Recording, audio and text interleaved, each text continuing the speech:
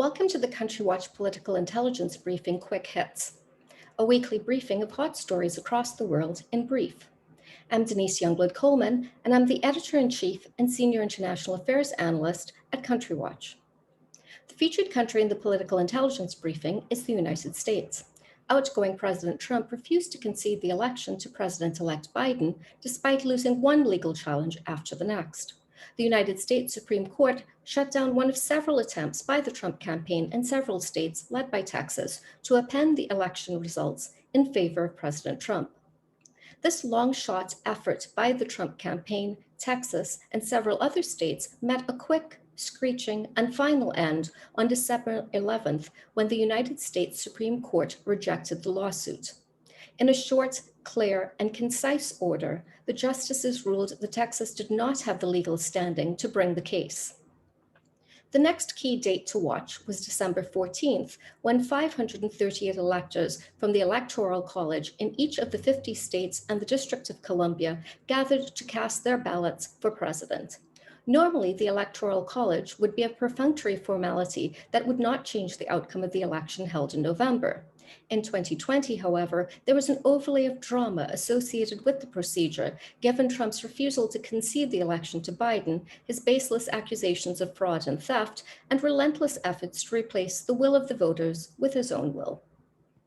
The ceremonial process ensued without any surprises, and with the state of California's electoral votes taking Biden across the 270 electoral vote threshold for formal victory over Trump. Hawaii was the last state to deliver its electoral votes to Biden. Once all the electoral votes were tabulated, the final count was 306 electoral votes for Biden to 232 votes for Trump. The next step would be for the electoral votes to be sent in sealed envelopes to Congress in Washington, D.C.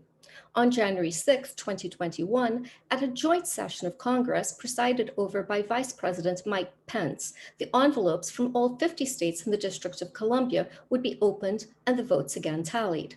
The final stop along this journey would be Inauguration Day, on January 20th, 2021, when Joseph Robinette Biden Jr. would be inaugurated as the 46th President of the United States, and when Kamala Devi Harris would be sworn in as a triple history maker, the first female Vice President, the first Black Vice President, and the first Indian Vice President.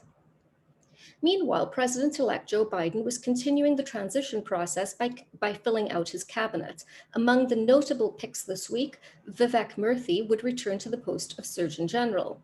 Dennis McDonough, President Barack Obama's former chief of staff, was set to become Secretary of Veterans Affairs. Tom Vilsack, former Agricultural Secretary, was nominated to again hold the portfolio for agriculture. And Susan Rice, a former national security advisor during the Obama administration, was Biden's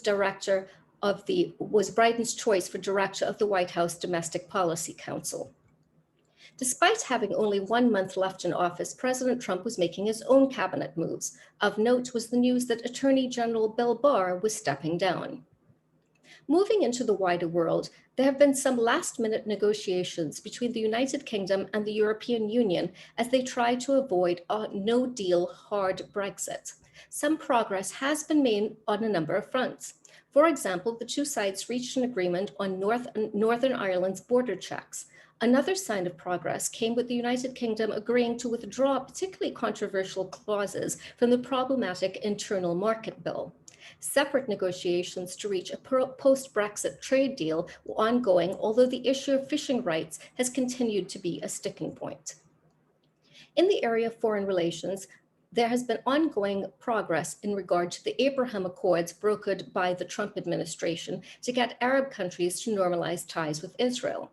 After the United Arab Emirates and Bahrain, Sudan became the third country to do so. In exchange, the Trump administration removed Sudan from a list of state sponsors of terrorism. Morocco became the fourth Arab state to set aside hostilities with Israel and normalize relations. In exchange, the United States recognized Morocco's sovereignty over Western Sahara, a contested territory. Western Sahara is a former Spanish colony that's at the heart of the ongoing territorial dispute between Morocco, which claims sovereignty over the area, and the Polisario Front, a nationalist group that represents the indigenous Sahrawi people and seeks to assert the region's independence.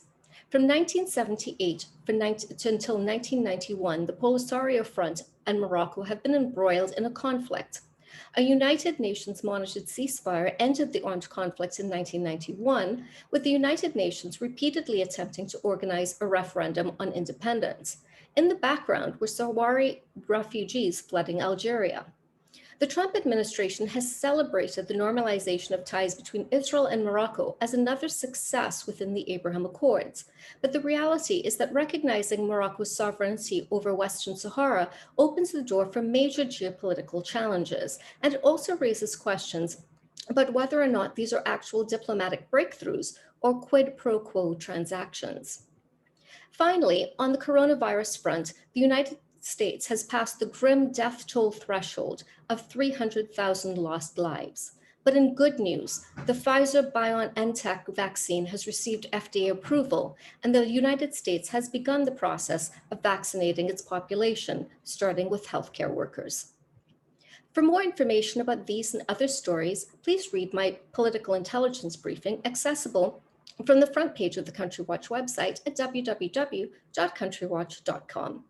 Thank you for your time. Have a great day. And remember, we live in an interconnected world.